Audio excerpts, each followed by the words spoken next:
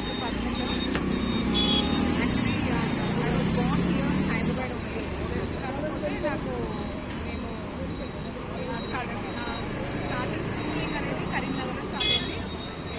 అంటే మా father settled in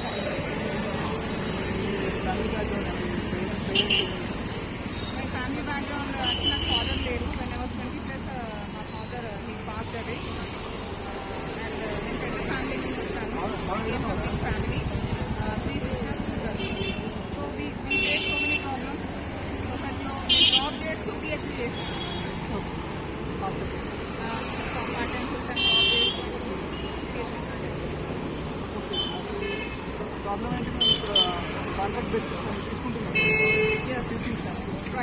contract basis మీద రమానా 2000 నాకు తెలిసి 2005 నుంచి చూస్తున్నాను. అందరికీ కాంట్రాక్ట్ బేస్లో జస్ట్ CV ఇట్లా ఇచ్చేసి జాయిన్ అయ్యాను చాలామంది. కానీ నా వరకు వచ్చేసరికి వీళ్ళు డిపార్ట్మెంట్ ప్రొఫెసర్స్ క్యాస్ట్ తక్కువ క్యాస్ట్ మేము చెప్పినట్టు వినాలి, కమిట్మెంట్స్ యాక్సెప్ట్ చేయాలి, ఫ్రెండ్లీగా ఉండాలని చెప్పేసి నాకు ఫాదర్తో సమానమైన వాళ్ళు. They are equal to my father. మేము లంచం కూడా ఇచ్చాము గతంలో. నా ఫాదర్ బతుకున్నప్పుడు ఎందుకంటే చనిపోకముందు చెప్పారనమాట గవర్నమెంట్ జాబ్ గురించి అని, ప్లస్ రీసెర్చ్ గురించి అని డబ్బులు ఇచ్చారు. తిన్నారు వాళ్ళు. మా డబ్బులు తిని కూడా మళ్ళీ తిరిగి మాకు జాబ్ ఇవ్వకుండా సతాయిస్తారు కమిట్మెంట్. ఫెలోషిప్ అంటే నాకు CSR ఫెలోషిప్ లేదు. అందుకని వాళ్ళు PhD నేను కంప్లీట్ చేయడానికి డబ్బులు ఇచ్చాను. సరే నేను ఎందుకంటే నేను మినిస్టర్స్ దగ్గరికి వెళ్ళినా కానీ వాళ్ళని హరాస్ చేస్తూనే ఉన్నారు. డబ్బులు ఇచ్చాను. ప్రాబ్లం ఎక్కడ అంటే ఈవెన్ ఇప్పుడు పార్ట్ టైం జాబ్ కూడా నాకు ఇవ్వట్లేదు. నోటిఫికేషన్స్ చూసి జాబ్ అప్లై చేశాను. అయితే వాళ్ళు నా CVని తీసేసి డస్ట్బిన్లో పడేయడము, డిఫరెంట్ కాలేజెస్ వీళ్ళు ఎక్కడెక్కడ చూపించారు. నోటిఫికేషన్ నాకు మన ఓయి వాళ్ళే నాకు షేర్ చేసేవాళ్ళు. నేను అది చూసి అప్లై చేసేదాన్ని. అయితే నన్ను నా CVని బయోడేటాని డస్ట్బిన్లో పడేయడం జరిగింది. కొందరేమో పీల్చుకొని నాకు జాబ్ నాది మెరిట్ లిస్ట్లో ఉన్నా కానీ నాకు జాబ్ ప్రస్తుతం జూనియర్స్ తీసుకున్నాను 10 years నుంచి. కోటి women's college, Saifabad degree college, Nizam college, Satavahana university, Palamuru university, Mahatma Gandhi university.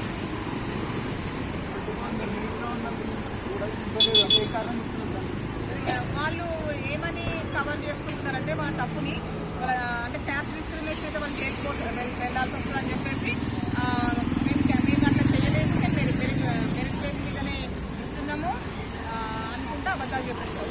వాళ్ళు టీచర్ అయి ఉంటే టీచర్ అంటే లైఫ్ ఇవ్వాలి కానీ ఆడపిల్ల లైఫ్ తీసేయాలి. కానీ వాళ్ళు ఏంటంటే వాళ్ళు నాకు టార్గెట్ చేశారని నాకు అర్థమైపోయింది.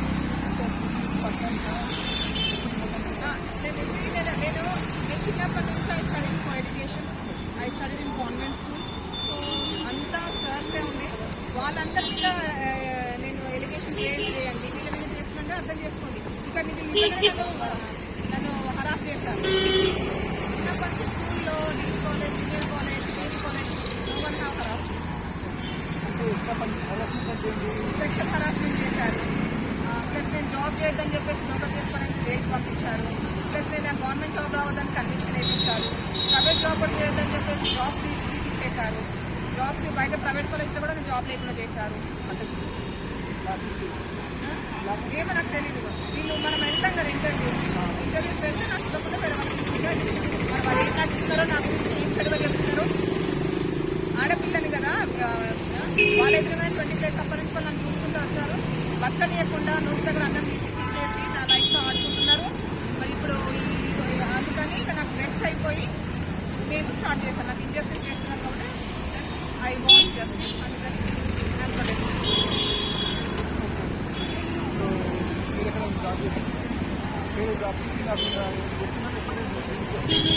దీనికోసమే గతంలో చేశాను. I work in different schools, colleges, engineering colleges, degree colleges. And ఇప్పుడు చేయట్లేదు, లాస్ట్ ఇయర్ చేయట్లేదు. And I need justice. I'm waiting for justice. Okay, so all of you have to support me. If I don't get justice from Osmania University, I decided to contest as MP from Hyderabad or Secunderabad.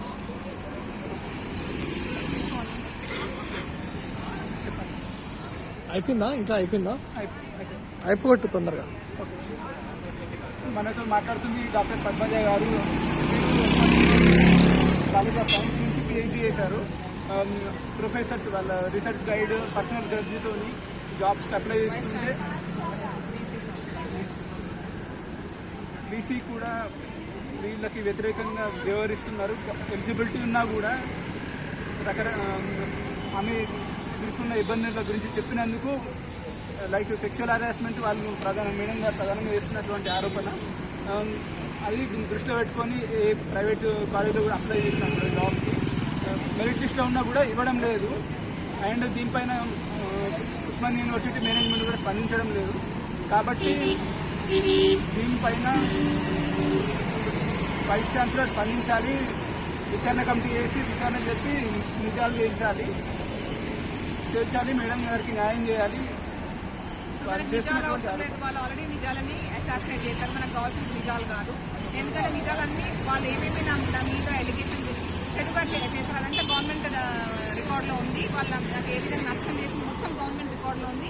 మనకు కావాల్సింది justice నాకు job. నాకు నా father లేరు, నా husband ఒక అతను నన్ను మానభంగం చేసిన వ్యక్తి నన్ను మ్యారేజ్ చేసుకొని నన్ను చంపడానికి ప్రయత్నం చేశాడు. అందుకని నాకు జాబ్ ఇంపార్టెంట్. జాబ్ మేడం విధంగా వాళ్ళు జాబ్ కోరుకుంటున్నారు. సో వీటికి స్పందించాలి దీనిపైన. లేకపోతే మేడం స్పందించకపోతే నిరసన వ్యక్తం చేయడానికి రాబోయే జనరల్ ఎలక్షన్స్ ఎంపీగా పోటీ చేయడానికి కూడా సిద్ధంగా ఉన్నారు. సో తెలిసిన వాళ్ళందరూ స్పందించాలి, బీసీ దృష్టికి తీసుకెళ్ళాలి. ఉస్మానియా యూనివర్సిటీ స్టూడెంట్ యూనియన్స్ కూడా స్పందించాలి ఈ విషయం పైన.